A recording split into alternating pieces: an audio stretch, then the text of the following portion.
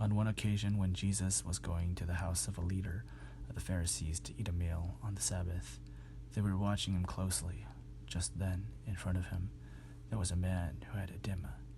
And Jesus asked the experts in the law and Pharisees, "Is it lawful to cure people on the Sabbath or not?" But they were silent. So Jesus took him and healed him and sent him away. Then he said to them, If one of you has a child or an ox that has fallen into a well, will you not immediately pull it out on a Sabbath day?"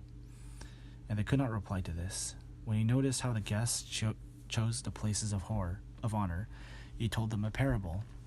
"When you are invited by someone to a wedding banquet, do not sit down at the place of honor, in case someone more distinguished than you has been invited by your host.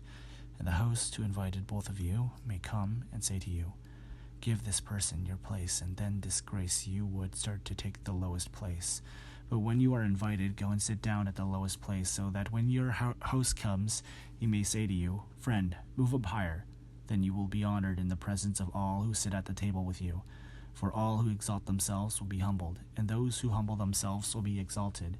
He said also to the one who had invited him, "When you give a luncheon or a dinner, do not invite your friends or your brothers and your sisters or your relatives or rich neighbors, in case you might invite you in return, and you would be repaid.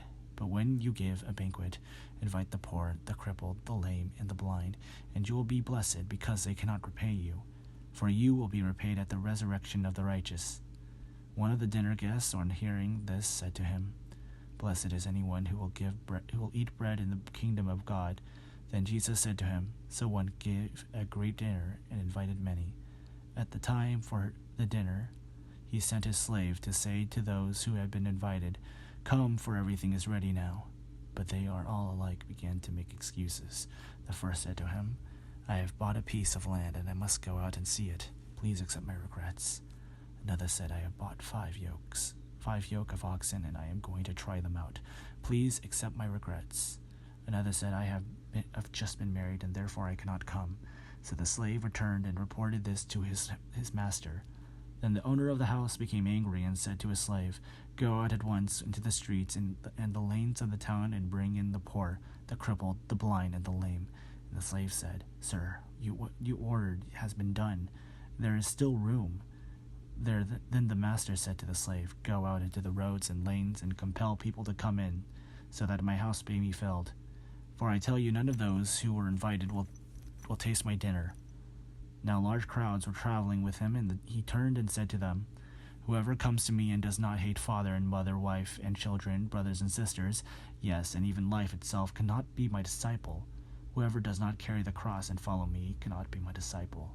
For which of you, intending to build a tower, does not first sit down and estimate the cost to see whether he has enough to complete it?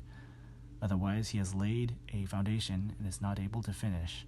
All who will see it will begin to ridicule him, saying, "This fellow began to build and was not able to finish."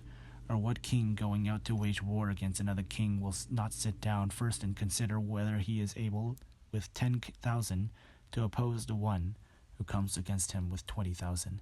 If he cannot, then while the other is still far away, he sends a delegation and asks for the terms of peace. So therefore none of you can become my disciple if you do not give up all your possessions. Salt is good, but if salt has lost its taste, how can its saltiness be restored?